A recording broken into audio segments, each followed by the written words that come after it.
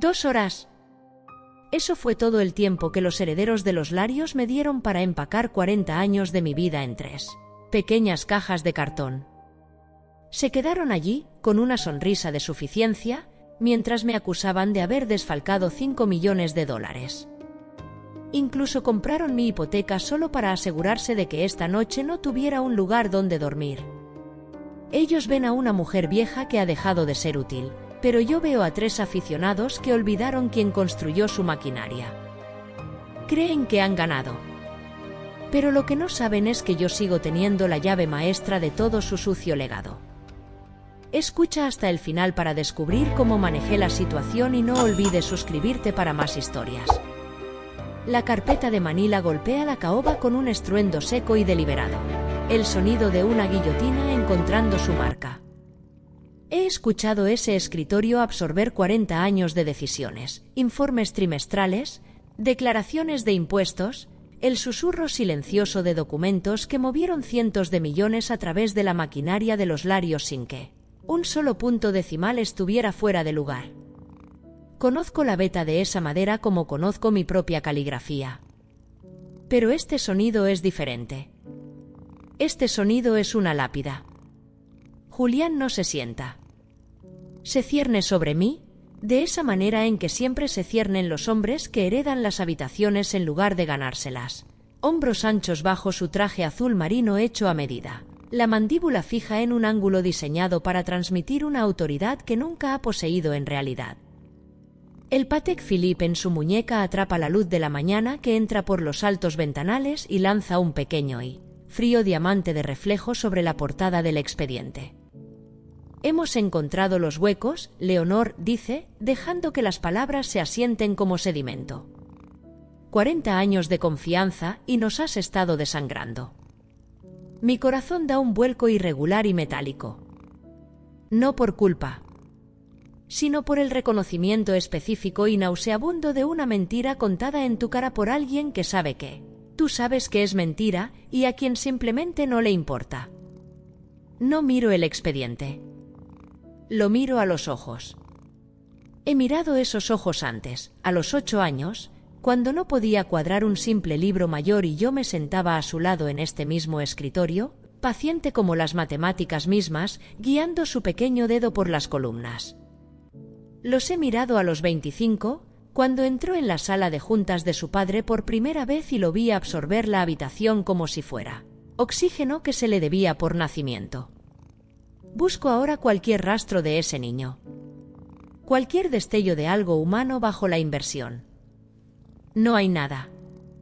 Solo el brillo frío y plano de un depredador que finalmente ha decidido que el viejo perro de caza se ha vuelto un inconveniente. 5 millones. El número gira en mi mente como el carrete de una máquina tragamonedas, clínico y preciso. Yo no moví ese dinero.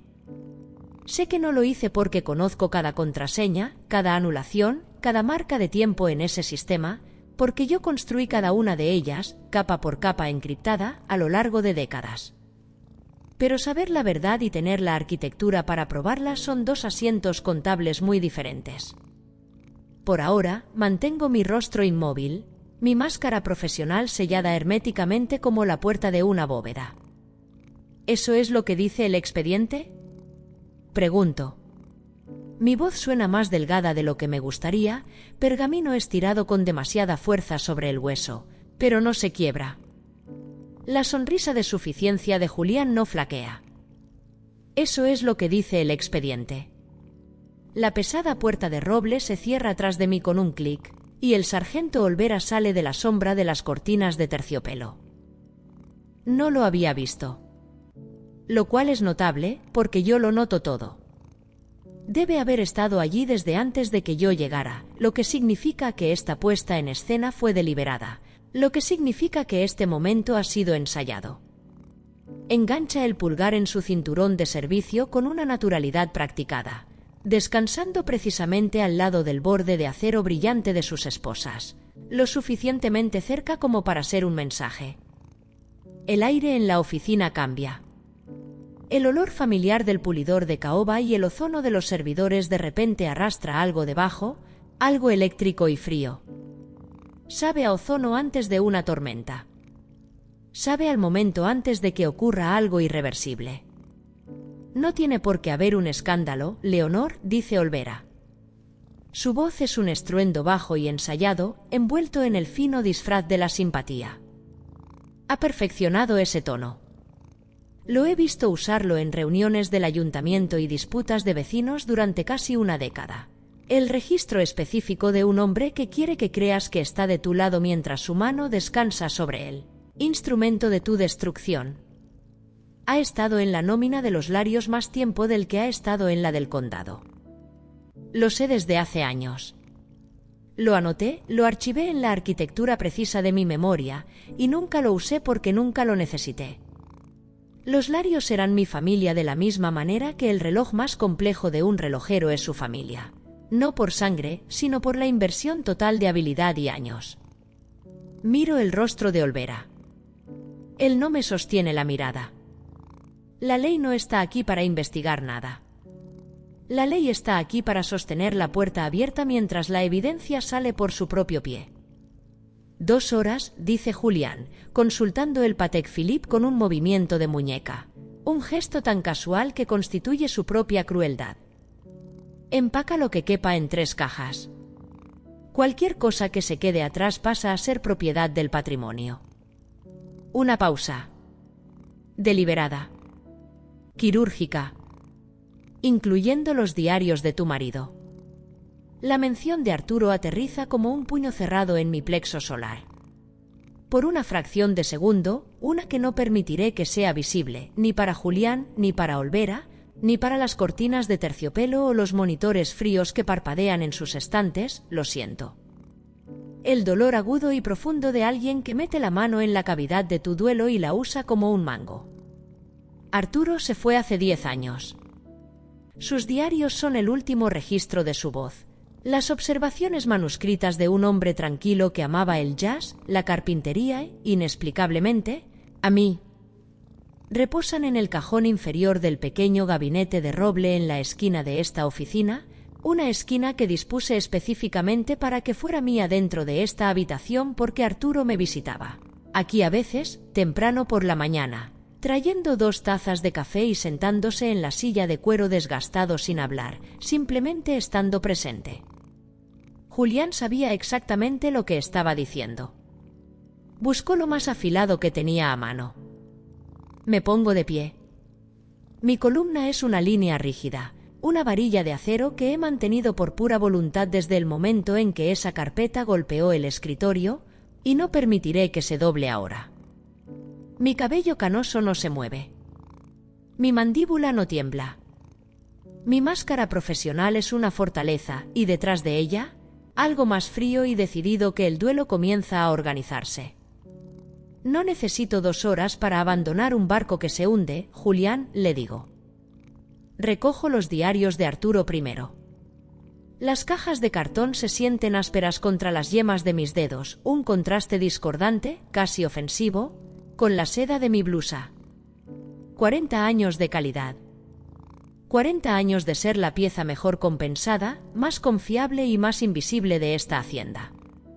Y ahora estoy empacando mi vida en cajas con el logo de una tienda de descuentos que alguien trajo del garaje. Me muevo con precisión clínica. El reloj de plata vintage de mi muñeca va a la primera caja. Arturo me lo dio en nuestro 20º aniversario con una tarjeta que decía: para la mujer que ya sabe qué hora es. El pequeño cuaderno encuadernado en cuero le sigue, mi cifrado personal, observaciones en taquigrafía acumuladas a lo largo de 4 décadas que nadie más en la Tierra podría decodificar. Ambos artículos encajan limpiamente. Hay un consuelo en la contención pequeña y ordenada. Olvera permanece junto al rack de servidores. Su sombra se extiende por el suelo como una mancha oscura que se propaga desde una fuente que no puedo ver. No está buscando nada específico, está realizando una vigilancia. Observando mis manos. Observando mi rostro. Buscando la confesión que ellos ya han redactado. Cada grapadora, cada carpeta etiquetada, cada abrecartas con monogramas se siente como la reliquia de una vida de la que estoy siendo desalojada a la fuerza. artículo por artículo, segundo por segundo. Soy una intrusa en mi propio templo de la lógica.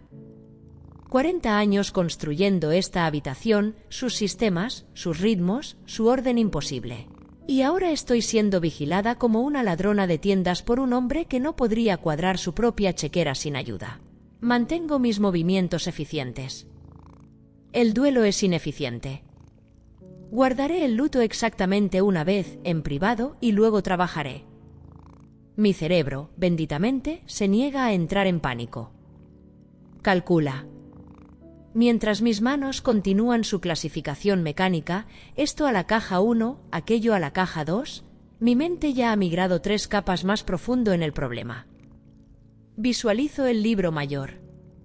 No la versión que Julián sostiene en ese expediente, el real, el que he mantenido en mi memoria como un registro paralelo desde la primera vez que noté discrepancias en los informes de gastos de representación de Marcos hace 6 años. La cifra de $5 millones gira en mi mente como un tambor digital, y comienzo la secuencia de aislamiento. No fue un retiro gradual, fue una suma global, un evento único. Julián piensa en trazos generales. Piensa en impresiones y atmósferas porque el mecanismo real del dinero siempre ha sido mi dominio, no el suyo. Tomó prestados mis códigos de anulación un martes. Sé que martes fue porque yo estaba en el dentista para una endodoncia de 9 a 11:30 de la mañana. Y sé que mis credenciales de acceso fueron utilizadas a las 10:47 porque construí un protocolo de notificación pasiva en el sistema hace 5 años y la alerta fue enviada a una cuenta de correo electrónico que los herederos ni siquiera saben que existe. Fue descuidado. Siempre lo fue. Él piensa en sumas totales, no entiende la arquitectura decimal. Tomó prestada la llave de un edificio pero olvidó que el edificio tiene 17 sótanos que nunca ha mapeado. Las entradas con marca de tiempo que él cree haber borrado existen en 3 ubicaciones de respaldo redundantes, una de las cuales no se ha tocado desde 2014, cuando la familia migró a su nueva infraestructura en la nube y declaró el sistema antiguo como obsoleto. Son aficionados que heredaron una máquina que nunca comprendieron. Yo construí las capas de encriptación tras las que él se esconde ahora y también construí las grietas en ellas. Termino de empacar. Las 2 horas se convierten en 40 minutos. El descenso por la gran escalera es una forma específica de crueldad. Estos escalones, pasamanos de caoba curvados, alfombra persa en color vino y oro. El tipo de declaración arquitectónica que anuncia dinero viejo sin necesidad de pronunciar una palabra, los he caminado miles de veces. Los he caminado a las 5 de la mañana cargando café negro, a medianoche cargando proyecciones trimestrales, en cada estación y a cada hora. La casa conoce mis pasos. Hoy, el personal doméstico bordea los límites de mi conciencia como un coro griego convertido en cobarde. Veo a Margarita, la de la cocina, inclinándose hacia la barra del desayuno para no mirar. Veo al joven Daniel, el jardinero, descubrir una necesidad repentina y urgente de examinar las molduras cerca de los zócalos. Ojos que antes se encontraban con los míos con el reconocimiento cómodo de una larga relación, ahora encuentran el suelo absolutamente fascinante. Cargo la caja superior. El peso de la misma tira de mis hombros, insistente y real. Olvera me sigue a 3 pasos de distancia, lo suficientemente cerca como para ser mi sombra, lo suficientemente lejos como para mantener la ficción de que esto es voluntario. El olor a cera cara y a décadas de historia mantenida me atraviesa. Estoy siendo estirpada. No despedida, estirpada. Como un tumor removido de un cuerpo que nunca entendió que era el tumor el que mantenía a raya ciertas infecciones. Mi paso es ágil. Eficiente. Deliberado. Fui construida para tener un propósito, y el propósito es lo que me llevará a través de esa puerta. No tropezaré. No aquí. No frente a ellos. Jimena espera junto a los portones de hierro del perímetro, posicionada al lado de su camioneta plateada en marcha con la naturalidad calculada de alguien que ha ensayado su posición.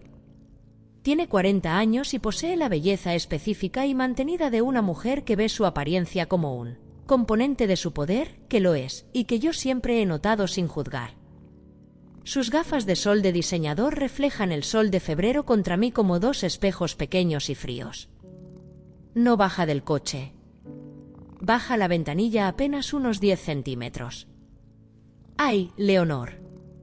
Su voz es calidez prefabricada, de esa que suena a simpatía si escuchas solo la superficie.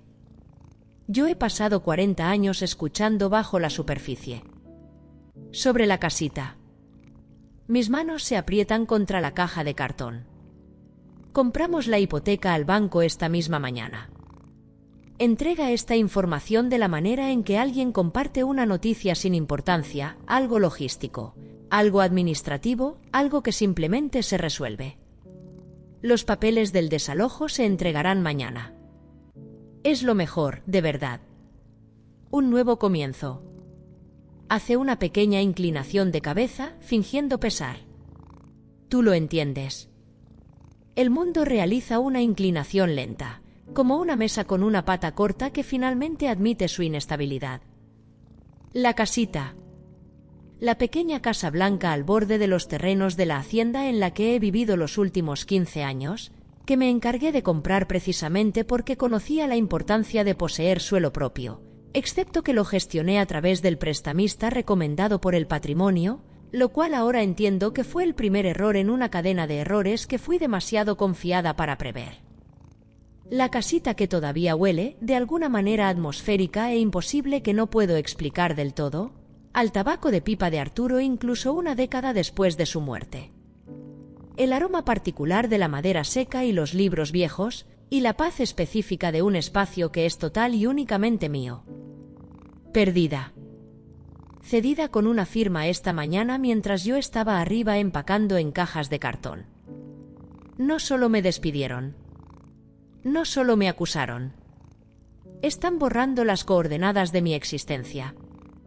Los neumáticos de la camioneta de Jimena esparcen la grava al alejarse, y el polvo se asienta lentamente sobre mi abrigo de lana en una fina película gris.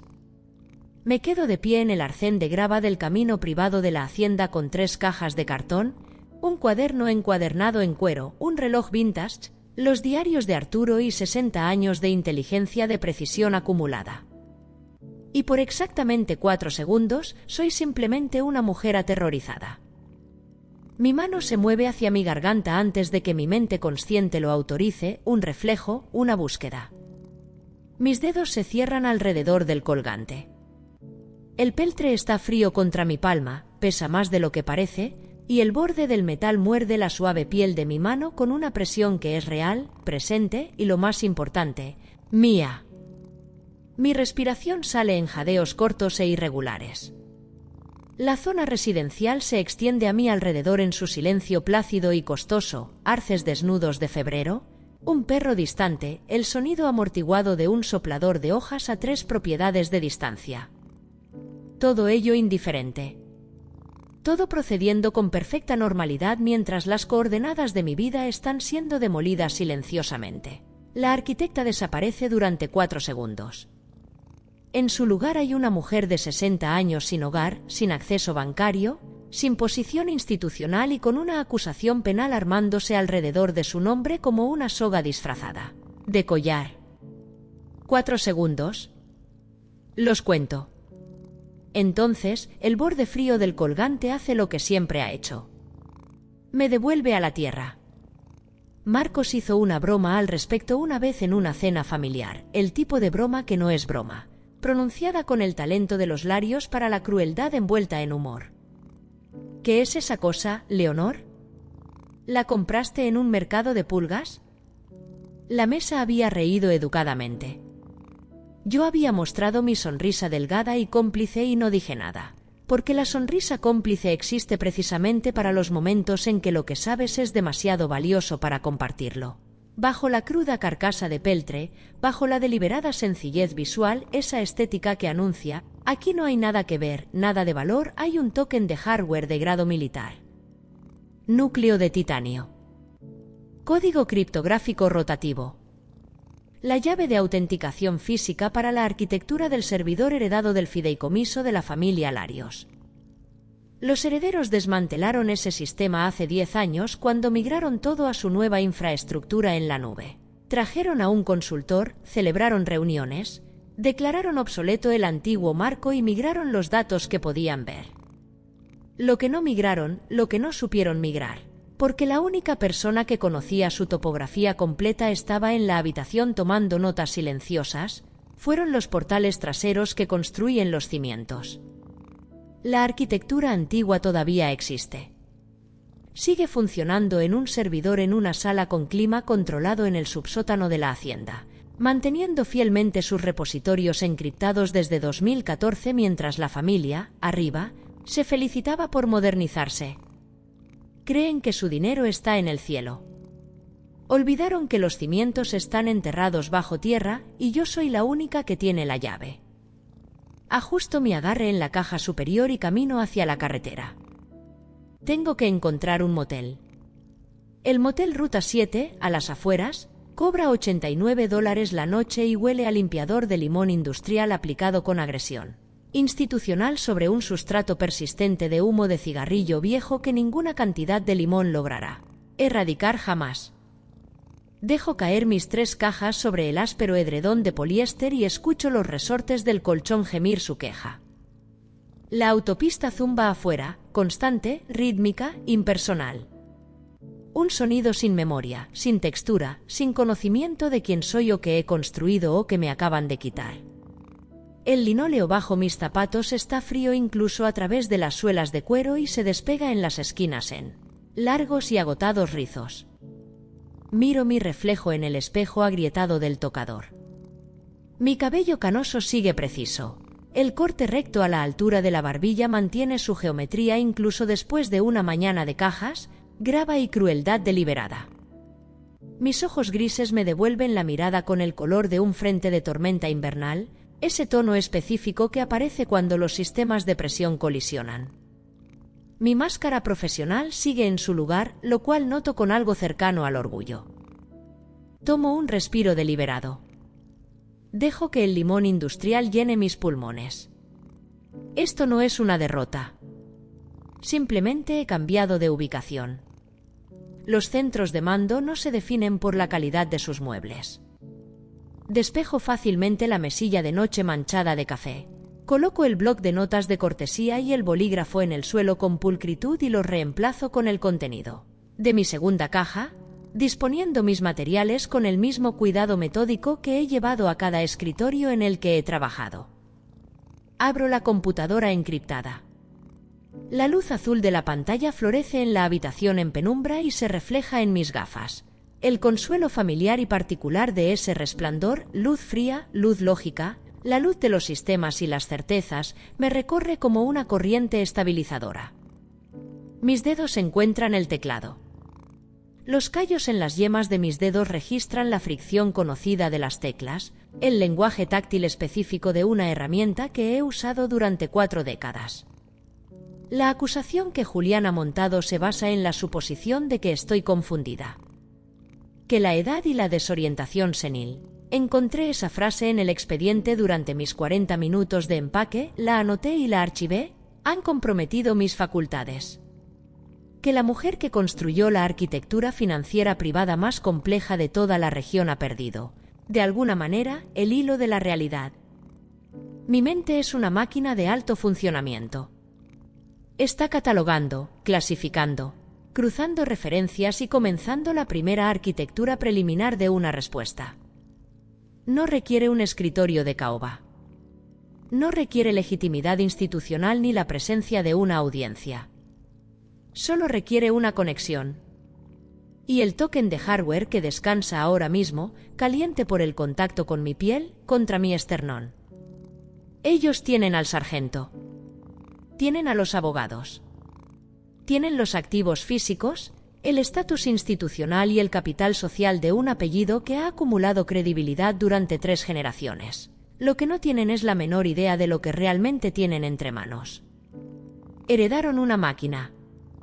Han estado operando los controles sin leer jamás los esquemas, porque la persona que escribió esos esquemas siempre estaba en la oficina de al lado, siempre disponible para responder preguntas, siempre el fantasma indispensable que mantenía la maquinaria en marcha. Supusieron que la máquina se maneja sola. Supusieron que el conocimiento vivía en el sistema y no en la persona que lo diseñó. Son aficionados. Aficionados consumados, ricos y con títulos, pero aficionados al fin y al cabo. Ellos estaban en escuelas de élite mientras yo construía las capas de encriptación que ahora intentan usar para incriminarme. Estaban jugando tenis en el club mientras yo diseñaba los portales traseros que no tienen idea de que existen. Compraron la hipoteca de mi casa, congelaron mis cuentas, montaron un despido con un sargento de la policía y creen haber ganado un juego cuya alfabetización arquitectónica no alcanzan a comprender. Inicio sesión en el primer portal trasero. Las credenciales son aceptadas sin vacilación. Un pequeño y nítido timbre de confirmación brota de los altavoces de la computadora, sonando en esta habitación de suelo de linóleo como la nota de apertura de algo grande. Mi sonrisa delgada y cómplice regresa. Se asienta en mi rostro con la facilidad de una prenda muy usada. No voy a pelear contra la acusación de los 5 millones. Todavía no. Que crean en la historia que han escrito. Que me imaginen en mi habitación de motel barato, con las cajas apiladas contra la pared y la computadora abierta, pensando que ven a una anciana confundida tratando de entender qué le pasó. Que se consoliden. Que se pongan cómodos. Voy a dejar que crean que me estoy ahogando. Mientras yo, en silencio, reescribo las reglas del océano. La persona más silenciosa de la habitación se ajusta las gafas. Toma un sorbo del terrible café del motel y comienza a escribir. La pantalla brilla en rojo. No es el rojo de un error que pueda solucionar, no es un problema de sintaxis ni un archivo corrupto, ni ninguno de los 100.000 fallos resolubles que he diagnosticado en 40 años de trabajo en sistemas. Este rojo es administrativo. Absoluto. Las dos palabras en el centro de la pantalla son un muro, no una ventana. Cuenta restringida. Contacte a su administrador. Mi respiración se corta una vez. Solo una. Hago clic en el botón de actualizar, un tic involuntario e inútil, el equivalente digital a presionar el botón del ascensor por segunda vez, y observo cómo la pantalla se recarga con el mismo resultado. Navego hacia mis cuentas personales. No las de los Larios, ni la pensión, mis ahorros personales. La cuenta que abrí yo misma a los 23 años con dinero ganado antes de haber escuchado el nombre de esa familia. 40 años de dividendos, manejados y cultivados con esmero. El seguro de vida de Arturo, que nunca toqué porque tocarlo se sentía como una disminución, como convertir el duelo en una transacción. Todo tras el mismo muro. Cuenta restringida. Mi patrimonio neto se muestra como una fila de guiones grises. Una tachadura. Una eliminación burocrática realizada en la noche mientras yo empacaba cajas en la oficina de Caoba. Julián no solo me despidió, me cortó el suministro de oxígeno. Entendió, o alguien lo asesoró, que una mujer con recursos es una mujer que puede luchar. Una mujer con $14 en el bolso y un portafolio digital bloqueado es una mujer bajo control. Cuento los billetes en mi cartera 2 veces. $14. Un billete de 10, 2 de 2. El número más significativo de mi vida, de repente. La suma completa de mi realidad líquida. Apoyo las manos planas sobre la mesilla de noche y presiono con fuerza, sintiendo el laminado frío contra mis palmas. Soy una maestra de los sistemas.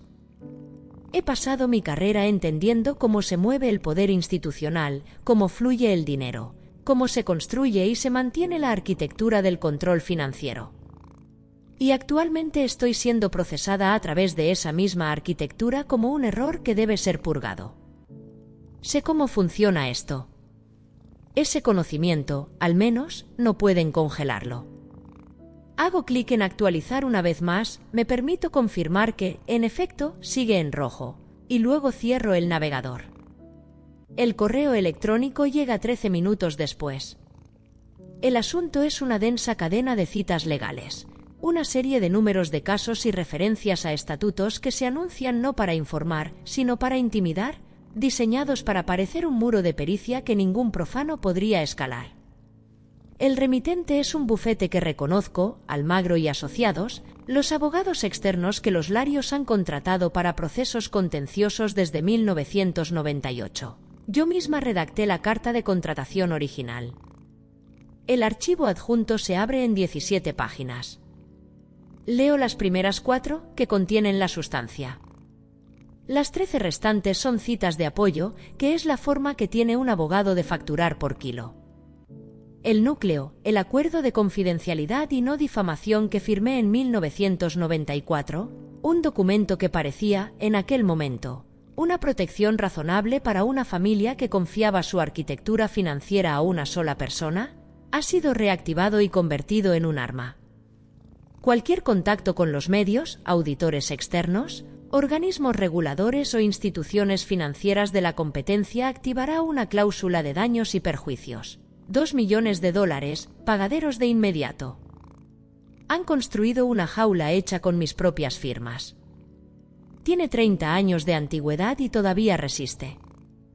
Me recuesto en la silla del motel, su respaldo rígido y sin acolchar se clava en mis vértebras. Miro al techo, una textura de pequeñas protuberancias uniformes que algún contratista aplicó hace décadas, probablemente como un acto de optimismo para cubrir algo peor debajo. Mi integridad profesional era mi escudo. La reputación que mantuve durante 4 décadas, ni una duda, ni una irregularidad, ni una sola entrada en el libro de la sospecha, era el foso alrededor de mi castillo. Y Julián entendió, o fue asesorado para entender, que una mujer con un historial profesional impecable tiene mucho que perder. Está usando mi propia escrupulosidad como un garrote. Si hablo con alguien, puede alegar que se violó el acuerdo y reclamar 2 millones en daños que no puedo pagar. Si me quedo callada, la acusación de los 5 millones construye su caso sin oposición. Ha cauterizado mi lengua y luego me ha dicho que adelante, que hable si quiero. Doblo el documento con pliegues precisos y lo dejo en la mesilla. Mis manos no tiemblan. El golpe llega a media mañana, seco, 3 veces, el ritmo específico de los asuntos oficiales. Miro por la mirilla antes de abrir. Una mujer de unos 30 y tantos años, con un saco beige formal sobre una blusa crema, el cabello oscuro recogido en una práctica cola de caballo y una tabla con clip apretada contra el pecho en un ángulo que grita documentación en progreso. El tipo de persona que llega a tu puerta creyendo que te está ayudando. ¿Leonor? Mi nombre es Sara Mendoza. Vengo de los servicios de protección al adulto. El aire en la habitación se vuelve tenue. No hablo metafóricamente, lo digo en el sentido fisiológico, de la manera en que el estrés puede hacer que el simple acto de respirar se sienta como una elección consciente y forzada. He tratado con casos de protección al adulto en mi capacidad profesional. Sé cómo se ve una petición de tutela desde el lado institucional. Sé lo que significa esta visita. Abro la puerta apenas un poco. El aroma de su perfume entra, algo floral, algo alegre y bien intencionado, y choca con el limón industrial del motel de una manera que parece resumir toda la situación. Ella es sincera en la dirección equivocada.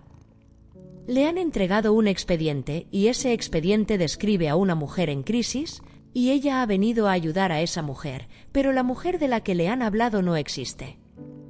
Su expresión lleva la lástima específica y practicada de un profesional que ha aprendido a proyectar compasión, como una función de desescalada. La forma en que mirarías a un reloj roto, con simpatía, pero sin sorpresa. Sin esperar que el reloj, de repente, te dé la hora. Ella no está aquí para protegerme. Está aquí para catalogar mi declive. La familia Larios está muy preocupada, dice Sara, entrando en la habitación sin invitación, una pequeña presunción habitual que anoto sin comentar. Se mueve hacia el centro del cuarto como si le perteneciera, dejando su tabla sobre la mesilla manchada de café con la soltura propietaria de quien considera este espacio un archivo de caso y no el hogar de alguien. Su preocupación ha sido documentada, respondo. Mantengo mi voz nivelada, cada palabra colocada con el cuidado deliberado de quien entiende que todo lo que se diga en esta habitación puede ser transcrito. Ella usa la palabra lapsos. Una palabra suave, una palabra clínica, el tipo de palabra diseñada para parecer amable mientras hace el trabajo de algo mucho más cruel. La familia Larios ha documentado ciertos lapsos.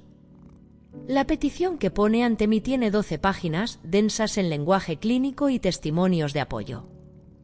Deterioro cognitivo relacionado con la edad. Dificultad para manejar sistemas financieros complejos.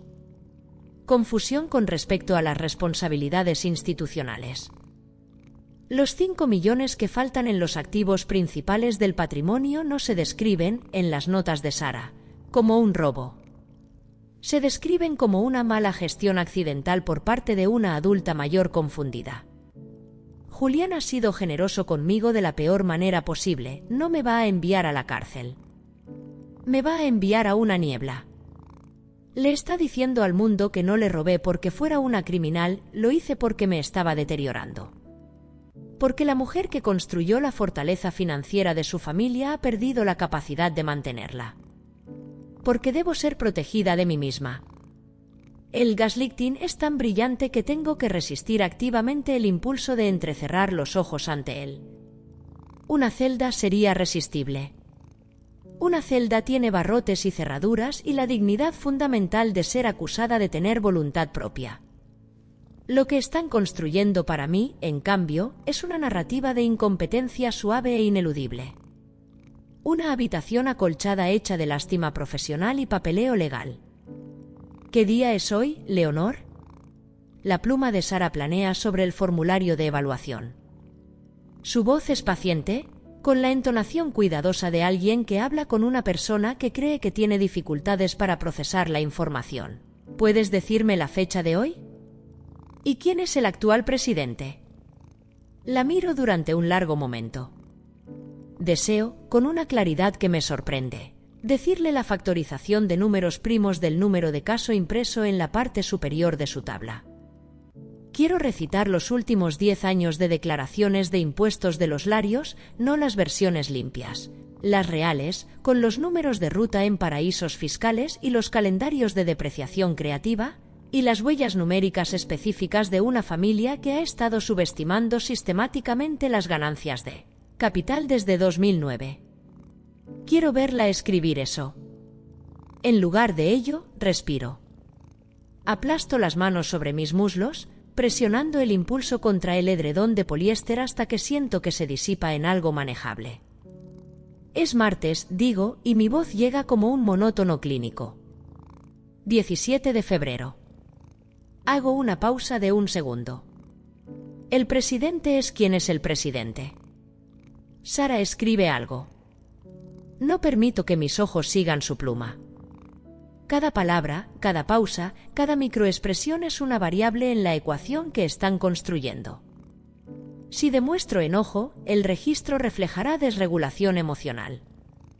Si me muestro plana, anotará retiro afectivo. Si uso lenguaje técnico, se convertirá en ideación perseverante en torno a la identidad profesional. La evaluación es una trampa construida a partir de la observación, y la evaluación ya ha determinado su conclusión. Estoy jugando a la defensiva en un juego donde el sistema de puntuación fue diseñado para asegurar que yo no pueda ganar. Me quedo muy quieta y no dejo que nada de esto se note. La puerta se abre de par en par sin llamar. El sargento Olvera se apoya contra el marco con la autoridad casual de un hombre que nunca ha tenido que pedir permiso. Todavía lleva las gafas de sol puestas en el interior, una elección deliberada. Una forma de observar sin ser observado, y estas reflejan mi estrecha habitación de motel en miniatura. Las cajas contra la pared, la computadora abierta. La mujer inmóvil sentada en la cama con las manos en las rodillas. ¿Todo bien por aquí, Sara? Pregunta. Su voz tiene el tono cálido y relajado de un colega que pasa a saludar, como si no supiera que ella estaba aquí, como si esto fuera una coincidencia. La coordinación es perfecta. Ella trae el diagnóstico, él trae el peso. Una presenta el papeleo que establece mi incompetencia, el otro se para en el umbral con una placa asegurándose de que yo comprenda las dimensiones físicas de mi situación. Me mira por encima de sus gafas de sol. Su sonrisa de suficiencia es la expresión específica de un hombre que sabe cuánto hay en mi bolso y encuentra satisfactorio ese conocimiento. Solo una visita de bienestar, dice, aunque sus botas ya están dejando huellas de lodo en el linóleo. Marcas deliberadas, pienso, una anotación territorial. Yo estuve aquí. Esto es mío ahora. Miro las huellas de lodo. Miro sus botas. Archivo esto. Voy a tener que llevarme eso, Leonor. Se estira hacia la computadora antes de que la frase termine de resolverse. Me muevo, un movimiento reflexivo e instintivo hacia adelante, el impulso de la arquitecta de proteger sus planos, pero él es más rápido. Su mano se cierra alrededor de mi muñeca, no con violencia pero sí con una precisión que comunica la posibilidad de la misma. Una presión justo por debajo del umbral de un moretón, un mensaje entregado en sí calibrado. Es por tu propia seguridad. Su voz es cálida, casi solícita. Necesitamos verificar si has sido blanco de alguna estafa por Internet. Ha habido algunas transferencias muy erráticas saliendo de cuentas asociadas a tu nombre. Tira de la computadora hacia él con su mano libre. Vemos esto mucho con los adultos mayores. Estos estafadores son muy sofisticados. El cable de alimentación se desenchufa de la pared con un tirón violento y único. La pantalla se oscurece. El frío específico de ese momento, la luz azul desvaneciéndose, el zumbido del ventilador de la computadora cortándose, la ausencia repentina de la única interfaz entre yo y la arquitectura que construí, me recorre el pecho como algo que ha sido removido quirúrgicamente. La arquitecta perdiendo sus planos. No el conocimiento está en mi mente, distribuido en 4 décadas de memoria que ningún sargento puede confiscar. Pero sí la herramienta. Las manos. Se mete mi computadora bajo el brazo. Lo hace sin mirarme. Y no se detiene ahí. Con un movimiento casual de su mano libre, el gesto de un hombre que limpia los platos de una mesa, Olvera tira las 3 cajas de cartón de la superficie laminada. El sonido es incorrecto. El cartón rasgándose, el contenido dispersándose, el sonido húmedo específico del cuero viejo deslizándose sobre el linóleo. Las cajas se inclinan, se doblan y descargan su contenido por el suelo en un radio lento y expansivo. El reloj de plata girando, el cuaderno de cuero abriéndose de par en par, las carpetas de Manila abanicándose en el desorden. Y los diarios de Arturo, los registros encuadernados en cuero de una vida, de un matrimonio, de un amor expresado en su caligrafía pequeña y cuidadosa a lo largo de 30 años de páginas, se deslizan por el linóleo hacia el baño, abriéndose, con sus lomos expuestos. El desorden es un peligro de incendio, dice Olvera de manera conversacional. Cambia su peso de lugar y su bota cae sobre una fotografía que ha caído de entre las páginas de un diario. Arturo a los 45 años, de pie en el patio trasero de una casa que ya no poseemos, entrecerrando los ojos bajo la luz del verano. Mi máscara profesional se agrieta. No del todo. No de una manera que una cámara pudiera documentar. Pero el agudo suspiro sale de mis pulmones antes de que pueda interceptarlo, un sonido pequeño e involuntario, una fracción de segundo, una fisura. Olvera lo ve. La calidad de su sonrisa cambia. No estaba buscando, lo entiendo con perfecta claridad. No buscaba pruebas ni contrabando ni ningún objeto legítimo de una visita de bienestar. Estaba buscando eso. Ese sonido. Ese estremecimiento. La confirmación de que hay una persona dentro de la máscara profesional y que esa persona puede ser herida. Lo encontró. Odio que lo haya encontrado. La puerta se cierra. El pestillo hace clic. Las huellas de lodo permanecen. Me quedo sentada en el silencio durante mucho tiempo. El tipo de silencio que tiene peso y temperatura, frío, pesado, asentándose en la habitación como algo que tiene la intención de quedarse. La autopista zumba afuera, indiferente. La luz fluorescente en el baño vibra con su pequeña y persistente irrelevancia. Soy una mujer de 60 años en una habitación de motel que cuesta por noche menos que el presupuesto diario de Flores de la Hacienda Larios. No tengo computadora que funcione. No tengo posición institucional. Tengo a una trabajadora social estatal construyendo un expediente sobre mi declive cognitivo y a un sargento, con mi computadora bajo el brazo, que pisó una fotografía de mi marido y sonrió cuando me estremecí. Esa revelación se asienta en mi médula con una certeza fría y rítmica. La reconozco como esa sensación específica de quien comprende su situación sin que quede ya ningún filtro de negación. Me están cazando. No me están investigando. No me están despidiendo. Me están cazando. La familia a la que protegí durante 40 años del escrutinio regulatorio, de las malas inversiones, de su propia imprudencia financiera, la familia a la que traté como la obra de mi vida, ha volcado toda su maquinaria de influencia institucional contra mí. En esto, la ley no es un árbitro. La ley es el sabueso. Me quedo sentada con este pensamiento.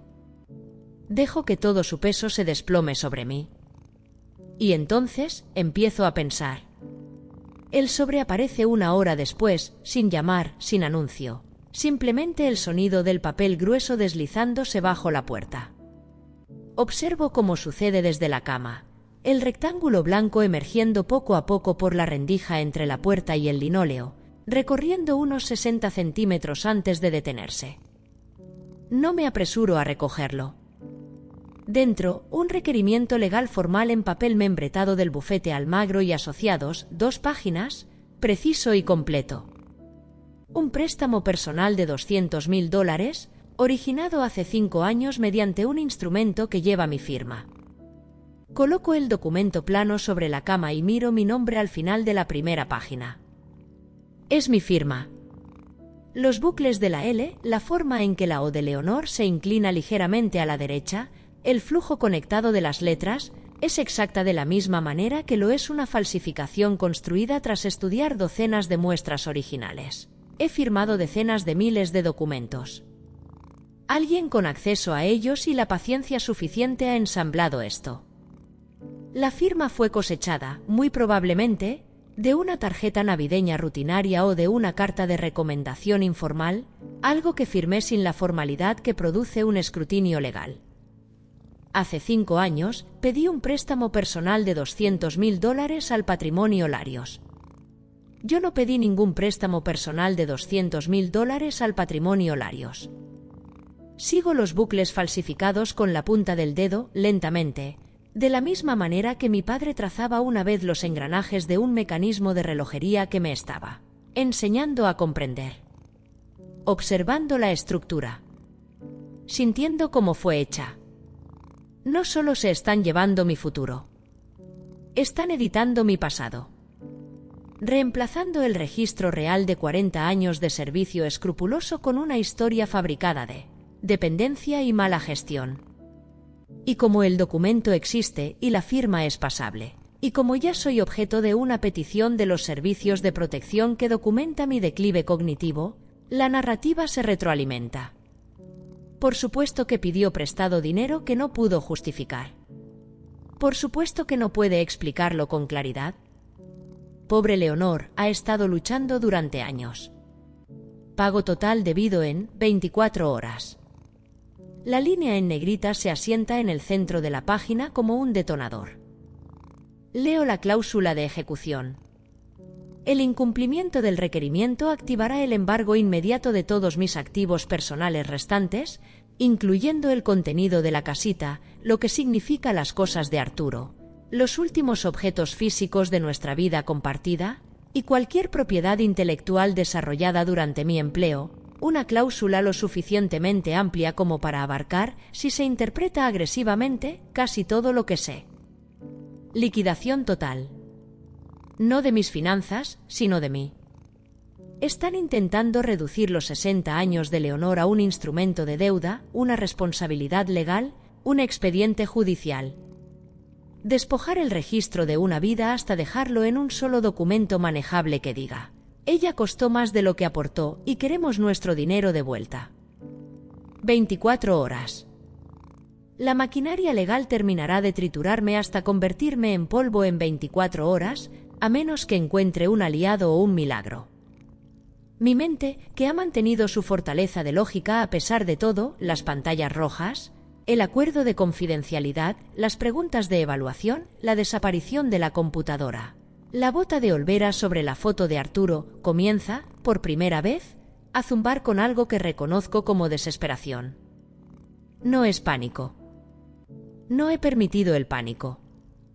Es la energía controlada y presurizada de una persona que comprende que la ventana de oportunidad es medible y se está cerrando. Necesito una palanca. Necesito a una persona que no esté dentro de los muros que los larios han construido a mi alrededor. El sol cae tras el paso elevado de la autopista y se lleva consigo el último color del día. La habitación del motel se llena del gris particular de un atardecer de principios de febrero. Aún no es de noche, pero la luz ya ha renunciado a calentar. Las sombras se estiran por el suelo en formas largas y distorsionadas, y las observo moverse sobre el linóleo con la paciencia lenta de una mujer que no tiene nada más que hacer que pensar. Me han quitado el hogar. Han congelado el dinero. Han confiscado la computadora. Esparcido mis cajas y establecido un marco legal en el que mi propia voz es evidencia de mi falta de fiabilidad. Tienen a un sargento, a una trabajadora social, a 2 abogados y una firma falsificada. Tienen el aparato institucional de una familia que ha pasado 3 generaciones aprendiendo a usar los sistemas del condado para sus propios fines. Creen que han ganado porque estoy sentada en la oscuridad. Alzo la mano y cierro el puño alrededor del colgante. El peltre está frío al principio, ha estado lejos de mi piel mientras pensaba, y luego se calienta rápidamente contra mi palma. El metal conduce mi calor corporal de vuelta a mí en un intercambio lento y estabilizador. El token de hardware en su interior. La llave de acceso al sistema que olvidaron que existía. El juego no ha terminado. Ha cambiado de formato. Y he pasado 40 años construyendo la arquitectura del siguiente movimiento. El teléfono público está al final del pasillo exterior del motel, atornillado a la pared de bloques de cemento entre la máquina de hielo y una puerta que no se ha abierto desde que llegué. Huele a aliento agrio, a metal frío y al residuo acumulado de 10.000 conversaciones desesperadas. No he usado un teléfono público en 15 años. No esperaba volver a necesitarlo. Le echo monedas, mis últimas piezas de 25 centavos, rescatadas del fondo del bolsillo de mi abrigo donde habían estado desde octubre. Mis dedos tiemblan, algo que noto con el interés clínico y distante de quien observa el mal funcionamiento de un componente de un sistema. El temblor es adrenalina y frío, la respuesta fisiológica específica a 48 horas de amenaza sostenida. No es miedo de la manera en que Julián esperaría verlo. Es el cuerpo haciendo ajustes. Marco un número que he mantenido memorizado durante 20 años. No está escrito en ninguna parte. No está guardado en ningún dispositivo. Simplemente lo sostengo en la arquitectura de mi memoria como un disyuntor que esperaba no tener que usar jamás. Alberto Sterling responde al cuarto timbrazo. Leonor. Su voz es seca y quebradiza, a la manera de un hombre que ha pasado su carrera manejando documentos en lugar de personas. Seca como el pergamino, cautelosa, la voz de alguien que ha aprendido que la información es más segura que la emoción. No deberías llamar a esta línea. Me están borrando, Alberto. Mantengo mi voz nivelada. Sin ruegos.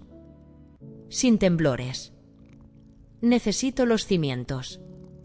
El silencio que sigue está lleno de estática, del ruido de la autopista y del sonido distante de un camión reduciendo la marcha en el paso elevado. Cuento los segundos. Dejo que él decida sin presiones, porque la presión sobre Alberto Sterling produce los resultados equivocados. Alberto necesita sentir que él está eligiendo. Medianoche, dice finalmente. Su voz baja hasta ser apenas un susurro. En la cafetería, el lucero. La línea se corta. Sostengo el auricular un momento más y luego lo coloco con cuidado en su sitio. Tengo 2 horas. Regreso a mi habitación, me siento en la oscuridad y pienso. La cafetería, el lucero. Es una isla iluminada por fluorescentes en medio de la zona comercial de la carretera, todo ventanas brillantes, mostradores laminados y esa alegría agresiva y específica de un lugar que opera las 24 horas porque la noche tiene su propia clientela. Me siento en el reservado de la esquina más alejado de la puerta, con el abrigo de lana abotonado hasta la barbilla, y observo cómo la lluvia de febrero convierte el ventanal en un resumen gris y fluido. Pedí café negro. Llegó caliente y sin ceremonias, es lo mejor que me ha pasado en 2 días. Sterling entra a las 12:07, lo que me indica que dio vueltas por el estacionamiento primero, revisando vehículos, evaluando rutas de escape, haciendo el cálculo nervioso de un hombre que ha pasado su carrera en las sombras de familias poderosas y ha desarrollado los instintos de una presa como resultado. Está en sus 60 y tantos años, tiene el cabello plateado, viste un sobretodo oscuro que cuesta más que el alquiler mensual de la mayoría de la gente y se mueve con la ansiedad específica y comprimida de alguien que espera ser observado. Se desliza en el reservado frente a mí sin saludar. Deja su maletín en el asiento a su lado. Sus ojos se mueven hacia las ventanas, la puerta, el mostrador y vuelven a mí en un circuito rápido que él claramente cree que es sutil, pero no lo es. Alberto, le digo. Él mete la mano en el bolsillo del pecho y saca una servilleta de papel, la pone sobre la mesa entre nosotros y la desliza hacia mí con el gesto cuidadoso y minimalista de un hombre que realiza una transacción de la que no quiere testigos. En la servilleta, en lápiz tenue, la presión de alguien que escribe lo más ligero posible, como si la servilleta misma pudiera testificar, hay una cadena de caracteres alfanuméricos. 16 dígitos, un guión, 8 más. La cuenta Larios Alfa, dice, apenas por encima del zumbido ambiental de las unidades de refrigeración de la cafetería. Es la única bóveda que nunca reportaron a Hacienda. El principal repositorio en el extranjero. Si puedes acceder y documentar lo que hay ahí, tienes tu prueba. Recojo la servilleta y miro los números. Mi mente comienza a trabajar. ¿Por qué ayudarme ahora, Alberto? Lo pregunto sin acusación. Una pregunta directa, de la manera en que he hecho preguntas directas durante 40 años, no para herir, sino para comprender, porque la comprensión es siempre el primer requisito de cualquier respuesta efectiva. Quiero conocer la arquitectura real de su motivación, no la presentación superficial. Él desvía la mirada. A través de la ventana empañada por la lluvia, hacia el estacionamiento vacío, hacia esa distancia media donde la gente mira cuando está examinando algo interno que preferiría mantener allí. La vergüenza en su rostro no es actuada. He pasado 40 años leyendo rostros y él está genuinamente avergonzado, lo cual es notable, útil y, de forma inesperada, algo humanizador. Porque yo les ayudé a construir la jaula, dice finalmente. Su voz arrastra el peso plano de un hombre que lee una sentencia que él mismo escribió y que ha estado evitando. Yo estructuré el acuerdo de confidencialidad. Yo asesoré en el proceso de la petición de tutela. Yo no. Se detiene. Empieza de nuevo. No pensé que realmente te meterían en ella. Él creía, según entiendo, que aquellos eran instrumentos disuasorios. Amenazas legales diseñadas para asegurar mi silencio y mi partida, no para ser activadas. Pensó que estaba ayudando a la familia a gestionar una separación difícil de una empleada a largo plazo. No pensó que pretendieran usar el andamiaje que él construyó para ejecutar un castigo real. Fue ingenuo con respecto a los larios de la manera específica en que las personas inteligentes son a veces ingenuas con las personas a las que han servido demasiado tiempo. Comprendió sus patrones, pero se negó a extrapolarlos hasta su conclusión lógica. Se va sin decir adiós. Su sombra cruza el cristal de la ventana y se disuelve en la lluvia. Me quedo sentada con la servilleta y el café negro, con la primera pista genuina que he tenido desde que aquella carpeta de Manila golpeó el escritorio de Caobai. Reorganizó las coordenadas de mi vida. El hielo que ha estado en mi pecho desde aquel momento, un peso frío y comprimido con el que he estado lidiando en lugar de reconocerlo, se desplaza. Una fracción. Un deshielo. Tengo un destino. Tengo un hilo. Tengo, por primera vez en 48 horas, algo hacia lo cual moverme en lugar de simplemente huir. La biblioteca municipal abre a las 9. Estoy allí a las 8:57, de pie bajo el alero con el cuello del abrigo subido, observando cómo la lluvia forma pequeños cráteres en el charco de la entrada. La bibliotecaria, una mujer de unos 50 años con gafas de lectura en una cadena de cuentas y la eficiencia pausada de quien ha organizado información durante décadas, abre la puerta sin reconocerme específicamente. ¿Qué es exactamente lo que necesito? La biblioteca huele a papel viejo, a abrigos de lana húmedos y a ese silencio institucional particular que se siente, en las circunstancias actuales, como el entorno más seguro al que tengo acceso. Me quedan $9. Suficiente para un taxi de ida de vuelta al motel y una botella de agua de la máquina del vestíbulo. No es suficiente para nada que tenga un valor estratégico significativo, lo que significa que esta terminal, esta computadora pública, tosca y anticuada al fondo de la sección de referencia, elegida por su distancia de la vista de la bibliotecaria, es toda mi infraestructura disponible. Me siento. La silla es de plástico, el teclado tiene una ligera pegajosidad en ciertas teclas que noto y decido ignorar de inmediato, y el monitor es lo suficientemente viejo como para zumbar débilmente cuando se calienta.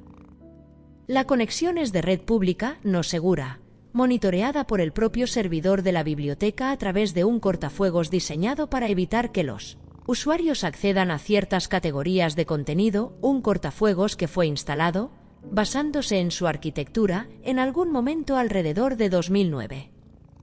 Mis manos están firmes. El temblor del teléfono público se ha disipado. La arquitecta ha vuelto, instalada ante la consola, evaluando las herramientas disponibles con la calma enfocada de quien ha operado en condiciones adversas antes y sabe que las condiciones son irrelevantes, solo la lógica importa. No necesito mi computadora encriptada de alta gama. Necesito el token y el silencio, y tengo ambos. Saco el colgante de peltre de debajo de mi blusa y lo sostengo en mi palma un momento. El metal está caliente por mi piel, su peso es familiar y me da seguridad. Luego, desenrosco la base. La pieza se separa limpiamente en dos mitades. La carcasa exterior es exactamente lo que parece ser, peltre, tosco, decorativo, totalmente olvidable. El núcleo interno es una interfaz USB-C que alberga un chip de autenticación de hardware, con código criptográfico rotativo de grado militar, el tipo de token físico que las instituciones financieras usan para sus protocolos de acceso más sensibles. Lo conecto al puerto de la terminal. La computadora de la biblioteca gruñe. El procesador es viejo, lucha con el apretón de manos criptográfico adicional, pero negocia. Mis dedos se mueven por las teclas pegajosas, no con vacilación, no con el ritmo de una pulsación a la vez de alguien que está aprendiendo, sino con la velocidad fluida de la memoria muscular de quien ha escrito este tipo de secuencia 10.000 veces en 40 años. No estoy navegando. Estoy haciendo un túnel. El cortafuegos de la biblioteca está diseñado para una cierta categoría de amenaza. Un usuario intentando acceder a contenido bloqueado, un adolescente aburrido probando puntos débiles. No está diseñado para una mujer que pasó 3 años a principios de los 90 construyendo rutas traseras en una arquitectura de servidor heredada y que aún recuerda cada una de ellas con precisión absoluta. Las rutas fantasma nunca fueron descubiertas porque fueron construidas para ser invisibles al software de escaneo de seguridad moderno, no porque los escáneres fallaran, sino porque existen en una capa de protocolo que los escáneres no saben buscar. No puedes detectar lo que no tienes el marco conceptual para reconocer. Entro en el primer corredor del sistema antiguo. La pantalla parpadea una vez. Acceso concedido. Las palabras aparecen en una tipografía monoespaciada verde parpadeante. El lenguaje visual específico del sistema heredado, interfaz premoderna. Una pantalla que parece pertenecer a 1994 y que, en un sentido esencial, así es. Estoy dentro de la arquitectura original, más allá de la migración a la nube, más allá de la pila de seguridad moderna, en los cimientos mismos de la estructura. La cuenta Larios Alpha se abre ante mí. Incluso ahora, incluso en estas circunstancias, hay un momento de involuntaria apreciación profesional. La estructura es elegante, yo la construí para ser elegante. Una catedral digital de subcarpetas y repositorios anidados, la arquitectura financiera acumulada de 3 décadas de dinero de los Larios moviéndose a través de canales que fueron diseñados para ser invisibles a los ojos de los reguladores. Las distribuciones ocultas. Las clasificaciones en paraísos fiscales. Las estructuras de depreciación creativa que el padre de Julián empezó a construir en los años 80 y que yo mantuve. Documenté y nunca reporté, porque hace 40 años firmé un documento y me dije a mí misma que la lealtad era su propia forma de integridad. Veo la prueba. Todo lo que necesito para limpiar mi nombre está aquí, las marcas de tiempo reales, los puntos de origen reales. Las huellas digitales reales de lo que Julián hizo con mis códigos de anulación un martes por la mañana. Algo se libera en mi pecho. Algo que ha estado bloqueado desde que la carpeta de Manila aterrizó sobre la caoba. Mi corazón martillea un ritmo que es, por primera vez en días, algo cercano al triunfo. Me dispongo a activar el protocolo de documentación. Y entonces, los números empiezan a moverse. Un teletipo de desplazamiento aparece en la parte inferior de la pantalla, una función que construye en la arquitectura heredada como una notificación de monitoreo en tiempo real, diseñada para alertar al administrador principal de cualquier actividad significativa en la cuenta. Yo la construí. La reconozco. Y lo que me está mostrando detiene mis manos sobre el teclado como una fuerza física. Transferencias entrantes. Rápidas, secuenciales, cada una más grande que la anterior. $500.000. Una pausa de 3 segundos. $1.000.000. Otra pausa. Luego, en incrementos acelerados, 750.000, 1.250.000, 1.500.000, subiendo con la implacabilidad mecánica de un proceso automatizado ejecutando un guión preescrito. El teletipo se detiene en los $5 millones. La cifra exacta. La cifra específica y exacta de la acusación en el expediente de Julián. $5 millones, llegando a la cuenta Larios Alpha en tiempo real, procesados a través de una serie de empresas fantasma en el extranjero en una secuencia de mezclado de criptomonedas. Un protocolo de lavado que toma fondos y los encamina a través de suficientes cuentas intermedias para hacer que el punto de origen sea criptográficamente imposible de rastrear. El punto de origen de las transferencias se muestra en el campo de encabezado de cada transacción. Es mi firma digital encriptada. Mi sangre no se congela. Hace algo más específico y más terrible, simplemente deja de sentirse como mía. La sensación de disociación que sigue es breve. Una fracción de segundo en la que la habitación se vuelve ligeramente irreal, y luego estoy de vuelta, plenamente presente, mirando exactamente en lo que acabo de caer. No me estaban ocultando el dinero.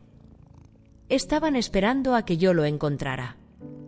La notificación aparece en la esquina superior derecha de la pantalla y el lenguaje específico de la misma. La precisión de su redacción me dice que esto también fue preescrito. Esperando a dispararse ante la condición exacta de mi autenticación. Firma electrónica verificada. Leonor Larios confirma la transferencia. Un sonido seco escapa de mis pulmones.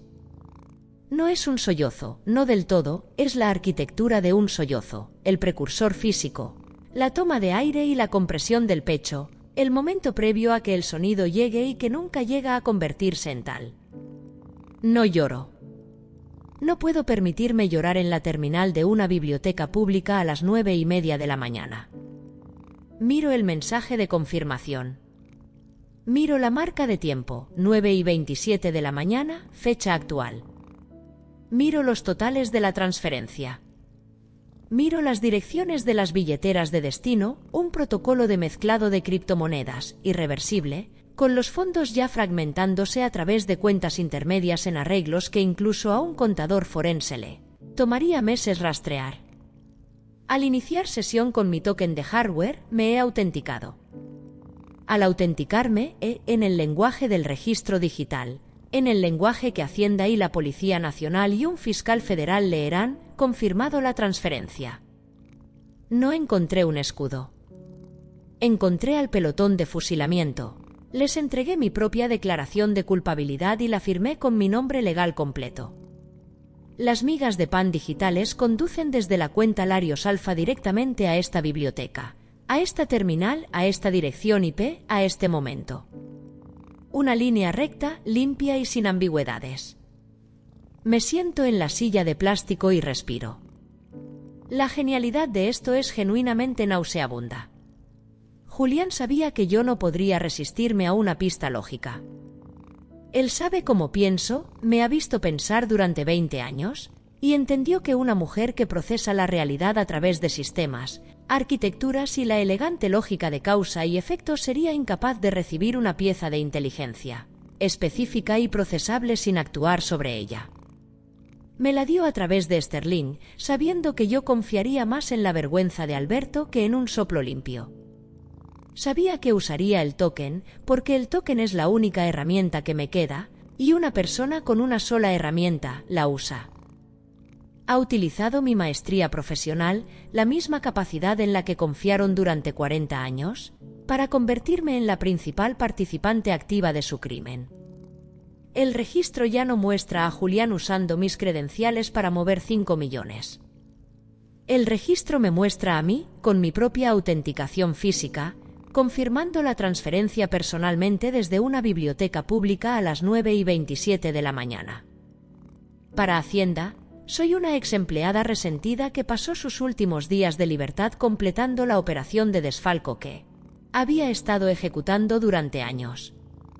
Para Olvera, soy una anciana confundida que entró en pánico.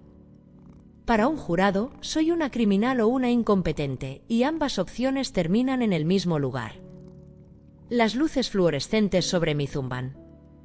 La habitación parece hacer algo sutil con su geometría, no girar exactamente, pero adquiere una ligera incorrección, de la forma en que una habitación familiar se ve diferente cuando has estado despierta demasiado tiempo y tu percepción comienza a soltar amarras. Agarro el borde del estante del teclado y dejo que la sensación física del laminado me sirva de ancla. Me recuesto en la silla de plástico hasta que mi cabeza descansa contra la pared divisoria. Las filas de libros en los estantes de referencia, con sus lomos dispuestos en un orden cuidadoso por el sistema paciente de la bibliotecaria, se desdibujan en una masa gris e indistinta mientras mis ojos pierden el enfoque. Los pequeños sonidos de la biblioteca continúan a mi alrededor, el crujir del edificio con el viento, el sonido distante de un niño en la sección infantil, el zumbido del aire acondicionado. Tengo 60 años. Estoy sentada en una biblioteca pública con $9 en el bolsillo, sin computadora, sin hogar, con una notificación de deuda en el abrigo y una confirmación criminal fresca en la pantalla frente a mí. Soy la persona más calificada para entender exactamente lo que me acaban de hacer, y ese entendimiento no ha evitado nada de esto. La máscara profesional no se agrieta esta vez. Se hace añicos. No exteriormente. Nada visible para la bibliotecaria o la madre con el cochecito o el anciano que lee el periódico 3 mesas más allá. Pero internamente, en la arquitectura privada de mi autoevaluación, algo cede. La estructura que he estado manteniendo, la fortaleza del desapego clínico, La certeza de que mi competencia sería suficiente, el orgullo profesional que me decía que podía pensar más rápido que ellos, colapsa en algo mucho más pequeño y honesto. Yo misma me traje aquí. Mi ego, mi orgullo por el sistema que construí, mi fe absoluta en mi propia capacidad analítica. Julián estudió esas cualidades durante 20 años y construyó esta trampa específicamente para ellas. Y yo caminé hacia ella con mi token en la mano y la certeza de la arquitecta de que finalmente estaba reclamando sus planos. Me siento pequeña, vieja, profundamente tonta de esa manera específica que es peor que la tontería ordinaria, porque es autoinfligida por una facultad que creías que era tu fortaleza. La estrategia de salida, cuando la mapeo con honestidad, es inexistente. Si contacto a las autoridades ahora mismo y llamo a la unidad de delitos financieros con 40 años de conocimiento institucional y un token y una historia sobre cuentas en el extranjero, soy un sujeto con una firma digital fresca en una transferencia de $5 millones. No soy una informante. Soy una confesora. Si dejo la terminal y regreso al motel, Olvera sabrá la dirección IP de donde provino esta autenticación. La biblioteca está a 5 kilómetros del motel. Hará la conexión en menos de una hora, y el arresto posterior llevará el peso de la transferencia confirmada como prueba central. La notificación de pago de los $200.000 sigue en mi bolsillo. Incluso si escapara, si huyera de alguna manera, con $9, sin tarjetas, solo con un abrigo y los diarios de Arturo, no tengo casita a la que volver. No tengo cuenta de la cual retirar. No tengo estatus institucional de ningún tipo. El cursor parpadeante en la pantalla pulsa con su ritmo constante y metronómico. Esperando.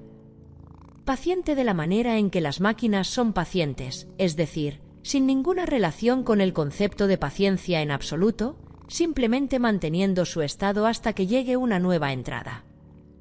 No entiende lo que ha hecho. Confirmó una autenticación y espera el siguiente comando. No sabe que la persona en la silla acaba de llegar al fondo del océano y siente que la presión comienza a trabajar en sus pulmones. Miro el cursor. Respiro. Cierro los ojos. Recorro los pasos de la transferencia en mi mente. No emocionalmente, analíticamente, de la forma en que auditaría cualquier secuencia de transacciones, siguiendo cada paso hacia atrás hasta su entrada de origen. Julián. Marcos. Jimena. Conozco a estas personas. Los he conocido por 20 años, lo que significa que conozco sus capacidades tan precisamente como conozco sus firmas. Julián es un narcisista que opera mediante la intimidación, trazos gruesos, instrumentos romos disfrazados de sofisticación, el pensamiento estratégico de alguien que nunca ha tenido que ejecutar nada personalmente. Marcos es exactamente lo que sugiere el resumen de Julián sobre él, un instrumento rudo, físico y directo, sin interés en la elegancia. Jimena es una mujer de sociedad, lo que significa que es hábil con las superficies y la arquitectura social de la gestión de impresiones, pero no tiene profundidad técnica. Son aficionados. Aficionados ricos, con recursos y conexiones institucionales, pero aficionados.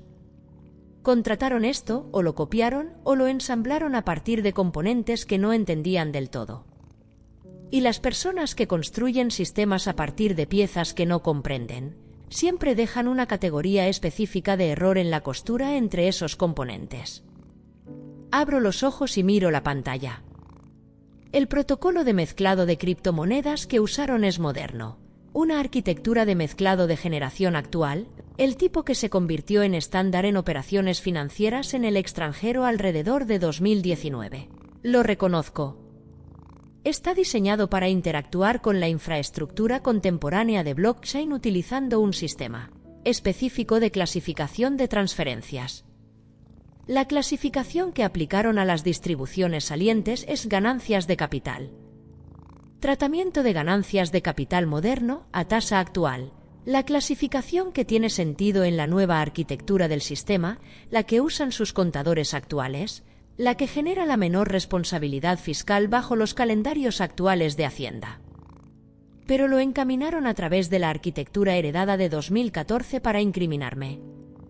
Usaron el sistema antiguo, mi sistema, porque contiene mis credenciales de autenticación, mis huellas digitales, el rastro probatorio que me convierte en la autora de la transferencia. Para incriminarme en el sistema antiguo, tenían que procesar el dinero a través de protocolos antiguos. Pero clasificaron las distribuciones en el marco moderno, porque eso es lo que sus contadores actuales saben hacer. 2 sistemas. 2 eras. Una sola transacción. La costura. Me inclino hacia adelante. Mis ojos están afilados y totalmente enfocados, el gris de ellos aclarado por algo que es casi, no del todo, pero casi, la sensación eléctrica específica de una solución resolviéndose a partir de una imposibilidad aparente. Cometieron un error. Un error arrogante y descuidado nacido de la misma suposición que siempre ha hecho que los herederos ricos sean peligrosos para sí mismos. La creencia de que la persona que ejecuta el trabajo técnico no necesita entender lo que está haciendo, solo que se haga. Intentaron ser modernos en un mundo antiguo. Y al hacerlo, dejaron un hilo suelto. Y puedo ver exactamente a dónde conduce. No borro la transferencia. Me quedo con esa decisión durante exactamente 4 segundos, lo suficiente para confirmar que es una decisión y no una parálisis, y luego dejo que los 5 millones continúen su viaje automatizado a través del protocolo de mezclado sin interferencias. La secuencia corre. El teletipo se completa. El registro digital muestra la transferencia autorizada, confirmada y ejecutada bajo mis credenciales. Bien. Que así conste. Que el registro sea exactamente lo que Julián construyó. Porque Julián armó esta trampa basándose en una sola suposición, que yo vería la notificación de confirmación y me daría por terminada. Que vería las palabras firma electrónica verificada, sentiría que las paredes se cerraban y que, o huiría o colapsaría, y que de cualquier forma, estaría acabada. Él piensa como un hombre que siempre ha usado sistemas sin entenderlos. Piensa como alguien que sabe disparar un arma sin saber cómo fue fabricada. Mis dedos comienzan a moverse. No para deshacer. No para bloquear, redirigir, ocultar. Me inclino hacia el impulso de la misma manera que una arquitecta de sistemas se apoya en una falla estructural, no resistiendo, sino siguiendo la lógica de la debilidad hasta su término. Julián cree que me ha usado para lavar 5 millones de dólares. Lo que realmente ha hecho es entregarme acceso autenticado a toda la arquitectura del fideicomiso Larios, porque las mismas credenciales que confirmaron su transferencia siguen activas en esta sesión, y la sesión sigue abierta, y el sistema antiguo no expira hasta dentro de 45 minutos. Él ha estado celebrando en la habitación equivocada mientras yo estoy reorganizando los muebles de cada cuarto del edificio. Navego más profundo. Subcarpeta por subcarpeta, el fideicomiso Larios se abre ante mí como el mapa de un país que yo misma exploré y que aún conozco de memoria. El código subyacente que escribí en 1998 nunca ha sido modificado. ¿Por qué habrían de hacerlo? Los herederos declararon obsoleto el sistema antiguo. Migraron todo lo que conocían y dejaron todo lo que no. Y lo que no sabían era que la arquitectura de clasificación, el marco fundamental que determina cómo se categoriza cada activo en el fideicomiso para fines fiscales y regulatorios, todavía funciona sobre el código original de 1998, mantenido por procesos automatizados en el servidor del subsótano, ejecutando fielmente sus ciclos de mantenimiento trimestrales durante la última década sin que un solo ojo humano supervise el resultado. Nunca lo leyeron porque nunca lo necesitaron. Ese era mi trabajo. Localizo el módulo de clasificación de portafolio. Todo el portafolio de 40 millones de dólares en el extranjero, acumulado a lo largo de 3 generaciones de contabilidad creativa de los Larios, estructurado como ganancias de capital protegidas y activos reinvertidos bajo un marco diseñado para minimizar la exposición fiscal indefinidamente, para mantener el dinero categorizado en el estatus protegido que le permite crecer sin generar un evento gravable. Reviso los parámetros. Verifico la sintaxis de los comandos, no porque la haya olvidado, sino porque la precisión no admite operar de memoria cuando el margen de error es cero absoluto. Entonces, ejecuto 3 comandos. La reclasificación toma 11 segundos. El campo de estatus del portafolio se actualiza en 47 subcuentas, cada una cambiando de su clasificación protegida a la nueva designación con la finalidad silenciosa y mecánica de una fila de dominós completando su caída. Distribuciones de ingresos personales directos. En el registro administrativo y fiscal de Hacienda, Julián Larios, Marcos Larios y Jimena Larios acaban de recibir personalmente $40 millones en ingresos directos de su fideicomiso familiar. Esta noche, en una sola distribución, sin retener un solo centavo para impuestos.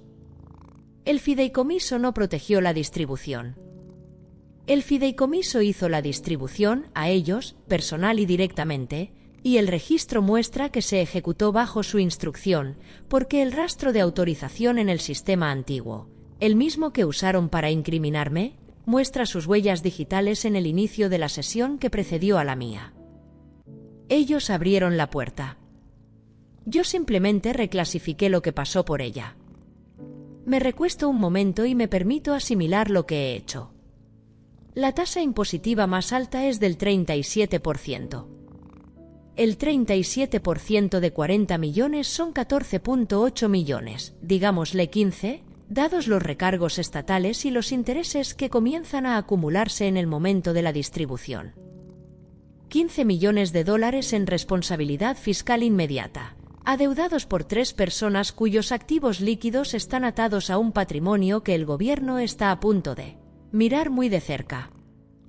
Querían robar 5 millones. Para mañana por la mañana le deberán al gobierno 3 veces esa cantidad. Los algoritmos de detección automática de Hacienda, sistemas que estudié en detalle durante una inmersión de 2 años en la arquitectura de cumplimiento fiscal federal, puramente por el placer intelectual de entender cómo el gobierno atrapa el tipo de cosas que yo pasé décadas ayudando a los Larios a evitar, están diseñados para detectar exactamente este patrón. Una distribución de ingresos masiva y sin retenciones desde un fideicomiso privado a individuos nombrados, con estatus de declaración no resuelto y sin pagos estimados trimestrales registrados. La alerta se generará automáticamente. La alerta escalará automáticamente. Para cuando los mercados abran mañana, habrá un número de caso asociado a las cuentas de la familia Larios en un sistema federal que no acepta llamadas de sargentos de condado. Respiro hondo. No he terminado.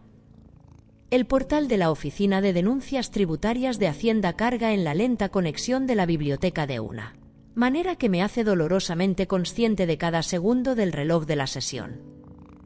Navego hacia el formulario de envío con la eficiencia enfocada de una mujer que ha pasado 40 años preparándose, sin saberlo, para este trámite exacto. El paquete de evidencia toma forma con la precisión metódica de un informe de auditoría forense, porque eso es exactamente lo que es. La documentación de la cuenta Larios Alfa, los registros reales, el libro mayor completo de las tenencias en el extranjero nunca reportadas a Hacienda durante la última década. La clave alfanumérica de Sterling. La secuencia de transferencia que Julián construyó usando mis credenciales, que ahora sirve no como evidencia de mi culpa, sino como un registro documentado de la operación de lavado de dinero de los herederos, sus huellas en el inicio de la sesión, mis credenciales usadas sin autorización, el protocolo de mezclado consistente con la ocultación activa de ingresos gravables. El mapa forense de las tácticas de evasión. 40 años de conocimiento institucional, organizados en un documento de denuncia con la claridad y la arquitectura lógica que ha definido mi producción profesional durante 4 décadas. Incluyo la reclasificación que ejecuté esta noche. Documento el razonamiento. Una administradora de sistemas restaurando la clasificación fiscal precisa a activos que habían sido categorizados incorrectamente. Esto es, técnica y precisamente, lo que hice. La administradora del sistema heredado, la única persona con credenciales activas, corrigió un error de clasificación. Bajo la ley de alivio fiscal, un informante que proporciona información específica y creíble que conduzca a la recaudación de impuestos no pagados en cantidades superiores a $2 millones, tiene derecho a una recompensa del 15 al 30% de los fondos recaudados. La oficina de denuncias recibe el envío. Lo procesa. Protege al denunciante. No soy una ladrona. Soy una informante protegida. Hago clic en enviar. La barra de progreso se mueve por la pantalla con la lentitud implacable de un proceso que no puede ser revocado.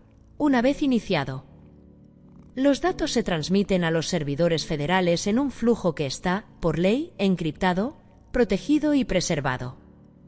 Una ola mareal digital imparable avanzando hacia la capital a la velocidad de una conexión de banda ancha en una biblioteca pública municipal. El número de confirmación aparece en pantalla. Lo memorizo en 4 segundos. La biblioteca anuncia el cierre en 10 minutos a través de un suave sistema de megafonía. He estado aquí 5 horas. Paso los últimos minutos frente a la terminal realizando una limpieza de sesión profunda.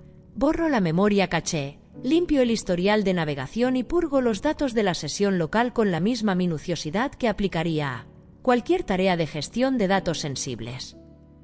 No lo hago para ocultar lo que he hecho, sino porque es la práctica correcta y porque la única firma digital que quiero que permanezca en este sistema es la ¿qué importa? El registro de autenticación del token de hardware en la reclasificación fiscal, con su marca de tiempo y preservado en el registro de auditoría inalterable del servidor antiguo, demostrando que la administradora autorizada del fideicomiso Larios ejecutó una reclasificación de portafolio a las 9:58 de la mañana en la fecha en cuestión.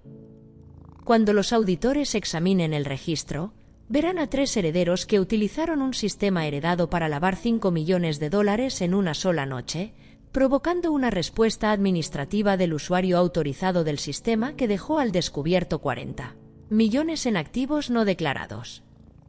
Verán exactamente lo que pasó. Desenrosco el colgante de peltre de su cadena y lo sostengo en mi palma por un momento. El token ha cumplido su función. Lo guardo en el bolsillo de mi abrigo, ya no lo llevo al cuello, ya no necesita ser un talismán. Es una prueba, y las pruebas tienen su propio lugar en el orden de las cosas. Salgo de la biblioteca al aire fresco de la tarde y el peso que me ha estado oprimiendo el pecho durante 3 días se levanta. No de forma dramática. No con un torrente de alivio o un colapso en llanto. Se levanta de la misma manera que se levanta un proceso de larga duración cuando alcanza su estado de finalización. En silencio, eficientemente, sin ceremonias. El trabajo está hecho. Ahora espero a que el sistema se ejecute. De vuelta en el motel, me siento en el borde de la cama y recojo los diarios de Arturo del suelo, donde el barrido de Olvera los dispersó. La fotografía, la que encontró la bota de Olvera, tiene una huella parcial en la esquina inferior derecha. La aliso cuidadosamente con la yema del pulgar, con una presión suave y precisa, trabajando el pliegue sin empeorarlo. Arturo a los 45 años, entrecerrando los ojos bajo la luz del verano. La forma familiar de su mandíbula. La manera en que siempre parecía ligeramente sorprendido de ser fotografiado, como si nunca hubiera esperado que nadie quisiera un registro de él específicamente. Recojo los diarios uno por uno, comprobando si las encuadernaciones han sufrido daños, alisando las páginas que se doblaron al caer. Su caligrafía, pequeña, cuidadosa, la letra de un hombre que se tomaba su tiempo con las cosas, está intacta en su totalidad. Los apilo en el orden cronológico correcto y los coloco en la mesilla de noche, junto al reloj despertador de plástico del motel. La habitación todavía huele a limón industrial. La autopista zumba afuera. El edredón de poliéster es exactamente tan áspero como lo era esta mañana. Nada de eso me molesta. Tengo $2 y una barra de granola a medio comer. Me la como despacio, saboreando cada bocado con la atención deliberada de alguien que no ha comido bien en 3 días y decide reconocer ese hecho. Bebo agua del grifo del baño. Me pongo la camisa de repuesto de la caja número 2, me acuesto sobre el edredón áspero sin desvestirme más y cierro los ojos. En algún lugar de una oficina sin ventanas en la capital, una luz roja parpadea en un sistema de monitoreo automatizado. Parpadeó en el momento en que se completó mi envío. Sigue parpadeando y continuará parpadeando, y las personas cuyo trabajo es responder a las luces rojas que parpadean llegarán a sus escritorios por la mañana, y comenzarán el proceso que pondrá fin a la dinastía de los Larios. Conozco el ritmo del sistema. Construí mi carrera entendiéndolo. Duermo. Es el primer sueño real en 3 días. Las sirenas comienzan antes de que el sol haya superado por completo el horizonte. Ya estoy despierta, me despierto a las 5 independientemente de las circunstancias, un hábito de 40 años que ni el motel ni la crisis han logrado romper. Y estoy sentada en la silla junto a la ventana con el último café malo del motel enfriándose en mi mano cuando escucho que el sonido cambia. No es el chirrido de una patrulla del condado, ni la autoridad casual del sargento Olvera realizando otra visita de bienestar. Es un registro completamente diferente, el lamento pesado y rítmico de los vehículos federales moviéndose a velocidad de ejecución. Me levanto y me acerco a la ventana. 3 camionetas negras se desplazan por la carretera de acceso hacia la entrada privada de la hacienda. Se mueven con la urgencia específica y decidida de las agencias que no necesitan anunciarse porque su autoridad no es local ni negociable. La División de Investigación Criminal de Hacienda no se coordina con los sargentos del condado. No llaman con antelación. No necesitan la cooperación de Olvera ni su dispensa, ni ninguna pieza del aparato institucional que los Larios han pasado años manteniendo como su amortiguador personal contra la rendición de cuentas. Lo que les importa son los 15 millones de dólares en impuestos federales no pagados, la evidencia documentada de la operación de lavado utilizada para ocultarlos y el portafolio de 40 millones en el extranjero que 3 individuos nombrados acaban de declarar inadvertidamente como ingresos personales. Observo las camionetas hasta que desaparecen de mi vista tras la línea de árboles al borde de la propiedad. Luego vuelvo a sentarme con mi café frío. El sargento Olvera no estará disponible para realizar visitas de bienestar hoy. Al mediodía ya está en las noticias. El noticiero local abre con imágenes aéreas de un helicóptero que llegó, noto, con una velocidad impresionante, lo que sugiere que la Oficina de Asuntos Públicos de Hacienda emitió una notificación sincronizada con la finalización del embargo inicial de activos. Hay una metodología para estas cosas. Las imágenes muestran los escalones de mármol de la hacienda y en esos escalones, a 3 personas que he conocido durante un total combinado de 6 décadas. Julián I. Su traje azul marino hecho a medida está arrugado de una manera que nunca he visto. Julián, que ha llevado ropa perfectamente planchada como una afirmación diaria de su posición en el mundo, cuyos trajes comunican estoy por encima de la fricción ordinaria de la existencia. Está de pie en sus propios escalones de mármol con el saco torcido, el cabello engominado en desorden y las manos atadas con precintos frente a él. La sonrisa de suficiencia habitual ha desaparecido. En su lugar está la expresión de un hombre que se encuentra, por primera vez en su vida, con un sistema que no se dejará gestionar por su apellido. Marcos detrás de él.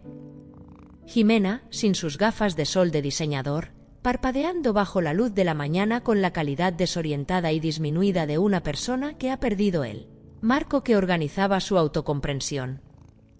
Los 5 millones de dólares robados, la acusación cuidadosamente montada, el expediente que aterrizó sobre la caoba con un estruendo seco hace 3 días, la pieza central de Julián en su caso contra mí, es ahora la prueba irrefutable para la acusación de lavado de dinero. El mismo instrumento que construyó para destruirme se ha convertido en la evidencia principal de su crimen. La acusación fraudulenta, la firma falsificada, el protocolo de mezclado con su sesión de origen claramente documentada, Todo se lee ahora como un registro de lo que hicieron los herederos Larios, no yo. Están siendo aplastados por la maquinaria que intentaron usar como arma. Apago la televisión y me quedo sentada en el silencio de la habitación del motel. Miro los diarios de Arturo en la mesilla. Toco el colgante de peltre en el bolsillo de mi abrigo. Me permito, de forma precisa y privada, esa sonrisa delgada y cómplice. 6 meses se mueven en el calendario de la manera particular en que se mueven los meses cuando uno está reconstruyendo desde las coordenadas cero, lentamente al principio, luego cobrando impulso a medida que la maquinaria legal y financiera ejecuta sus procesos y el andamiaje de una nueva vida comienza a tomar forma. Estoy en un apartamento temporal, un 2 ambientes limpio, pequeño y bien iluminado, cuando llega la carta. Papel de alta calidad, del tipo que se usa para la correspondencia oficial del gobierno. El sello del Departamento del Tesoro en la esquina superior izquierda. Mi nombre en el sobre con la tipografía precisa de la comunicación oficial federal. La dejo sobre la mesa de la cocina y preparo café primero. Luego la abro. La denuncia de informante ha sido revisada, procesada y aprobada.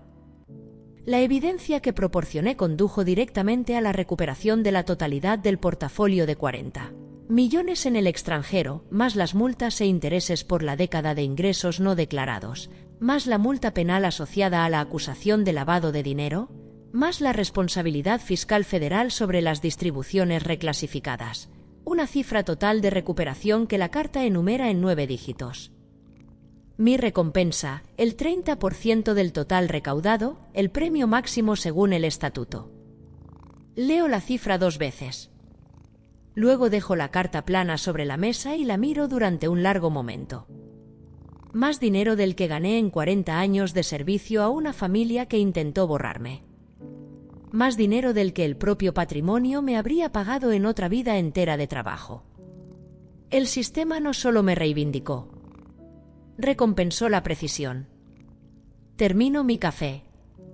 Luego llamo a un muy buen abogado, uno que elegí yo misma, contraté yo misma y pagué yo misma. Y comenzamos la siguiente conversación.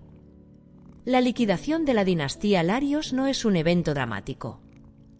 Es papeleo.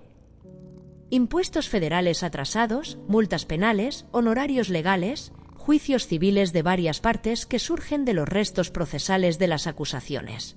La responsabilidad acumulada es demasiado grande para que incluso el patrimonio de los Larios pueda absorberla. Hacienda se mueve con la autoridad metódica y pausada de una institución que lleva haciendo esto desde hace más de un siglo y no es particularmente emocional al respecto.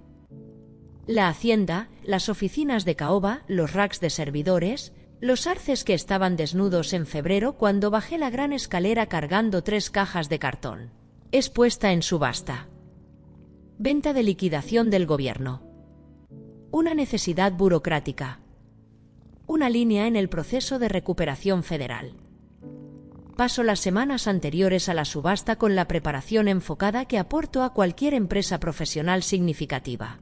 Estudio el marco de la subasta, la metodología de precios de reserva, el panorama competitivo de los posibles postores, los desarrolladores que han estado rondando las propiedades de la zona durante años, calculando el potencial de conversión en condominios de lujo de las haciendas cuyos dueños se han sobreextendido.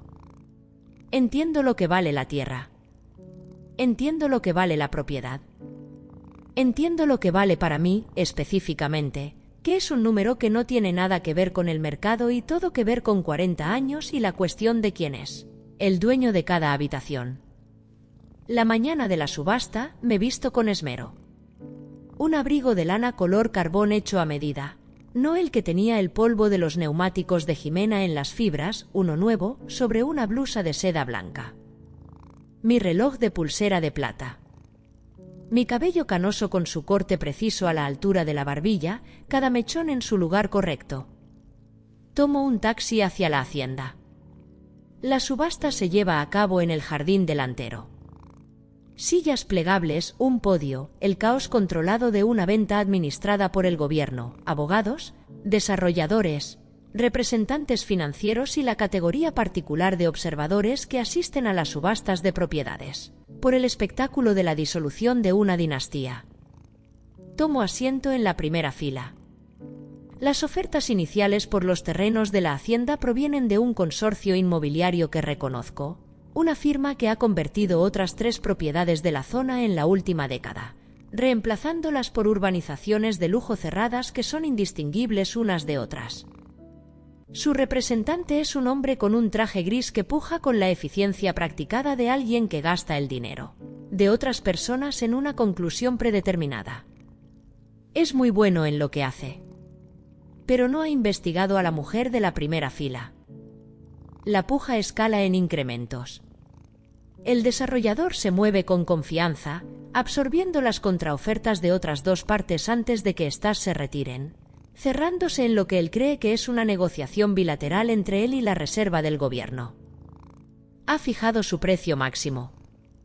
Ha calculado su margen.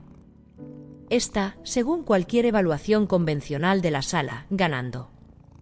Levanto mi paleta. Mi número es preciso e inmediato, no es una cifra redonda. No es un número diseñado para señalar riqueza o intimidación, sino el valor exacto calculado de la propiedad más la prima específica que estoy dispuesta a pagar por lo que estoy comprando, que no es superficie ni posición en el mercado. Levanto mi paleta de nuevo cuando él contraataca. La levanto una tercera vez con la misma economía de movimientos, la misma ausencia de vacilación, la misma calidad de certeza absoluta que he aportado a cada decisión significativa de mi vida profesional. No estoy fingiendo confianza. Soy la persona más informada de esta subasta sobre lo que vale esta propiedad y lo que pretendo hacer con ella, y esos hechos producen su propia estabilidad. El representante del desarrollador hace una llamada. Espera. Hace otra llamada. Su margen ha sido superado. El consorcio tiene un límite y yo lo he sobrepasado. El mazo cae. El murmullo que recorre la multitud detrás de mí es audible. La especulación susurrada sobre la mujer de la primera fila, la postora misteriosa, la variable inesperada que los desarrolladores no tuvieron en cuenta. No me doy la vuelta para recibirlo. Miro la casa. La puerta principal. Los portones de hierro. Los arces desnudos de invierno. La arquitectura de 40 años. Entro sola en la oficina de Caoba. El proceso de inventario federal ha sido minucioso, los racks de servidores están etiquetados, los archivadores están abiertos, las pesadas cortinas de terciopelo han sido apartadas para permitir el acceso de los tasadores. La habitación ha sido procesada, documentada y liberada. Es mía ahora, en un sentido legal y permanente en el que nunca fue del todo mía durante los 40 años que trabajé aquí. El aire ya no huele a ozono ni a traición. Los servidores que generaban el ozono han desaparecido, trasladados al depósito de pruebas federales.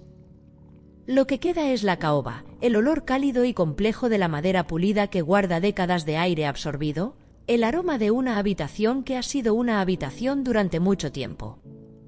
Silencio. Cruzo el cuarto hasta el escritorio. El escritorio de Julián, el escritorio sobre el que se cernía. El escritorio donde la carpeta de Manila aterrizó con un estruendo seco un martes cualquiera y reorganizó las coordenadas de todo. Me siento detrás de él.